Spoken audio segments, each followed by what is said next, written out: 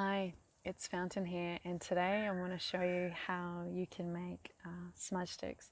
This is something that I've been doing for about a year now, and I've experimented with some different plants.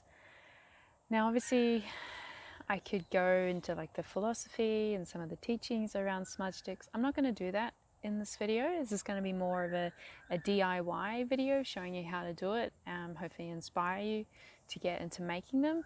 If you want me to go more into like the philosophy and I guess some of the spiritual and cultural beliefs around smudge sticks, you can leave a comment in the comment section down below and just let me know, and I'd be more than happy to go into I guess some of that with you.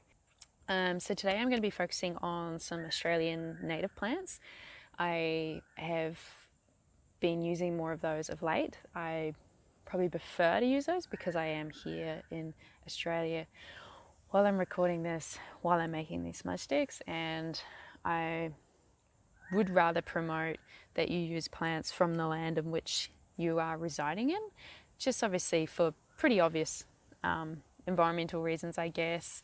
But there's also other reasons around like particular plants growing in particular places for particular purposes. And so if you're getting plants that are close to where you're living, then most likely those are probably the kind of plants that maybe you need to be using instead of, you know, importing in sage or you know, buying Palo Santo and stuff from overseas. Now I do understand you can grow things like sage and that at your property, and if you want to try it, give it a go. I've actually met quite a few people through me making smudge sticks, particularly men, which is interesting because through some cultures it's usually like women that have like made them collect the plants and use them, but I've been finding actually quite a few men actually growing things like sage and growing these plants for the use of smudge sticks. So yeah, and it's quite a fun activity. Like if you've got kids and they're into crafts and stuff, I'd get them involved in it if they're interested. Obviously we're going to be using some scissors and some twine. So yeah, depending on the age of your children, as you know, scissors can be a little bit sharp. So that's up to you as the parent, as the guardian, to decide how old they need to be to get involved in the activity. But yeah, it's pretty fun, and I've been doing a couple of different workshops at festivals because I like going to festivals, and you know, sort of small lifestyle music art related festivals, and yeah, some of them I've been doing smudge stick workshops there, and people seem to really enjoy them. So I thought, why not actually finally sit down with you and show you how to make them. So today I'm going to be using 3 plants. So I'll show you the first one I'm going to show you is grass tree. Now, my apologies, I am not very good with the first people's names of these plants, and I should leave them. I'll leave them in the description box down below. I just really don't want to mispronounce them, and I'm sure there's probably some, you know, weird Latin term. We seem to put Latin terms on all these kind of things, right? That's not really important to me. It's probably more important that the Aboriginal name is used, and because I am of Kiwi descent, like I'm from New Zealand, sometimes I pronounce words different than probably how they should be pronounced here in Australia, because yeah, obviously my Kiwi accent, and then the Te Reo Māori language, which is a little bit different than the Aboriginal. So the grass tree is often really good for inner warrior, which is quite cool. I really like that, and I often put this one actually in the middle of the smudge stick and then put all the really leafy stuff on the outside. So yeah, this is a really good one. Now the other one I want to use is tea tree, which is like grows in abundance in some parts in Australia. Like I'm here in the northern part of New South Wales, in the location that I'm actually recording this. I'm actually beside a lake that basically the locals call the tea tree lake, which is really beautiful spot to swim in too, actually, because all the tea tree from the trees goes into the lake, and the temperature of the lake changes a lot because of the tea tree in the lake. Anyway, I digress. So this one, tea tree, is obviously really good for antibacterial, antifungal, It's also really good for yin yang sort of balance as well. And then the last one I want to talk about is the Bottlebrush. Now this one I actually collected in Queensland because I live in Brisbane, and the suburb that I live in, there's a lot of Bottlebrush around. So yeah, this one is really good for just letting go of things. It's a really good calming sort of serenity bush. Now normally, a particular time of the year, there'll actually be red flowers on this. It's not really the time. That's kind of coming out of that now, so they don't really have the red flowers on them.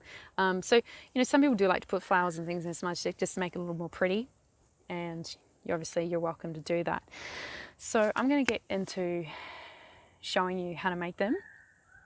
Before I do, I just want to make a quick mention. I do feel it's really important that when you are collecting the plants, you know, for smudge sticks, well, when you're collecting anything, but we'll hone this in, we'll keep it for the smudge stick video, is to obviously ask permission and ask for consent, you know, to the land, to the plants.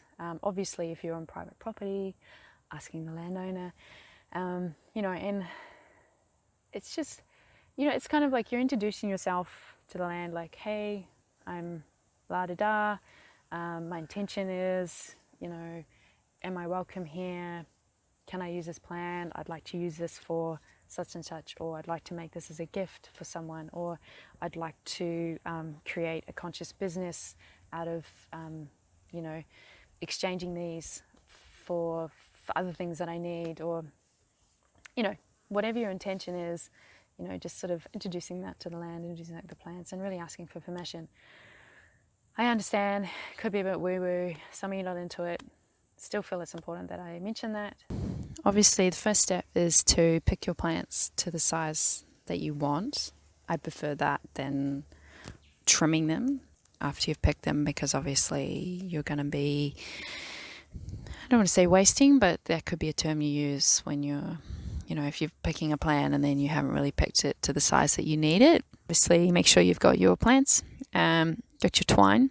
I like using cotton or hemp is pretty good as well. So natural fibers as much as possible, organic if you can, because obviously you're going to be burning that and possibly ingesting that through your nose. If you're picking plants, you want to make sure they are actually plants that are safe to smudge, because there can still be plants out there that obviously are really toxic and you don't want to be ingesting that. Alright, so the next thing you want to do is obviously cut your twine, your string.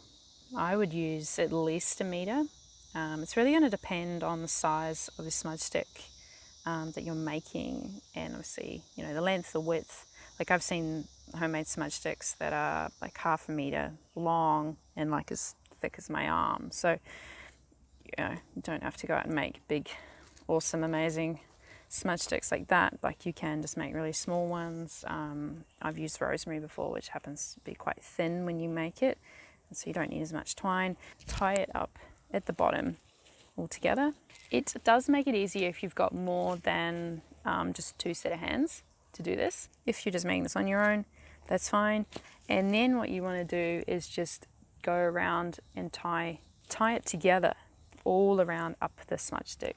And you know, you can trim it if you want, obviously once you've done, but I don't tend to, because I like the more natural look and feel, and also I don't really want like plants to go to waste, even though I don't really like using that term. Now with these ones, what I've been doing is I've actually been using some hemp twine first, because I find it gets a really good grip on the plants, and then I'll go over with my cotton string, tuck in the leaves underneath the string, like if you want to make it a bit more, I don't know, neat, if that's what the kind of look that you're looking for. Tied another bit of string around it. It's not necessary, but obviously it'll keep it together a bit longer. If you've got a bit of string at the end, you could leave it. Otherwise, I actually prefer to have it at the bottom. And you just tie another piece of string at the bottom so that you can hang the stick somewhere to dry. I know car dashboards and things like that are really good at drying things quickly, usually. You can obviously work with the plants when they're already dried, or you could tie them up when they're fresh. There's a bit of upsides and downside to both of those options. It's really going to depend on climate, humidity, types of plants, the size as well. So I'm going to dry this one for at least 2 weeks, but you know, I'm living in southeast Queensland. It's pretty warm. It's like November when I'm recording this. I'll probably upload this December or January. So welcome to leave me any comments or questions in the comment section down below. I will see you in the next vlog.